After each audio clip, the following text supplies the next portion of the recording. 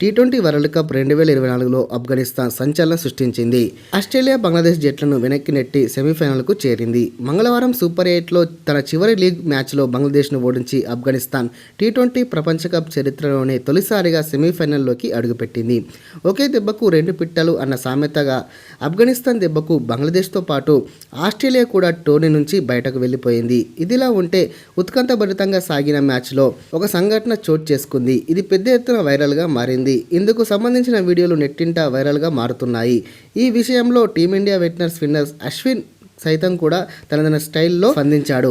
ఈ మ్యాచ్లో ఆఫ్ఘనిస్తాన్ ప్లేయర్ గుల్బాదిన్ నయీబ్ ప్రవర్తించిన తీరుపై నెట్టింట పెద్ద చర్చ జరిగింది. అయితే అసలు ఏం జరిగిందంటే, ఈ మ్యాచ్లో తొలుత బ్యాటింగ్ చేసిన ఆఫ్ఘనిస్తాన్ 115 పరుగులు చేసింది. అనంతరం బ్యాటింగ్కు దిగిన బంగ్లాదేశ్ 11వ ఓవర్ ముగిసేసరికి 81 పరుగులు చేసి 7 వికెట్లు నష్టపోయింది. అయితే ఈ సమయంలో వర్షం ప్రారంభమైంది. అదే సమయంలో వర్షం ఎక్కువైతే మ్యాచ్ ఆగిపోతే డక్అవుట్ లూయి ప్రకారం ఆఫ్ఘనిస్తాన్ 2 పరుగులు తేడాతో గెలుస్తుంది. అప్పుడు నూర్ అహ్మద్ బౌలింగ్ వేస్తున్నాడు. కానీ స్లిప్లో ఫీల్డింగ్ చేస్తున్న గుల్బాదిన్ నయీబ్ సడన్గా గ్రౌండ్లో పడిపోయాడు. కండరాలు పట్టేశాయంటూ నొప్పితో విలువెల్లాడిపోయాడు. ఇది గమనించిన వైద్య బృందం అతనిని బయటకు తీసుకువెళ్ళింది.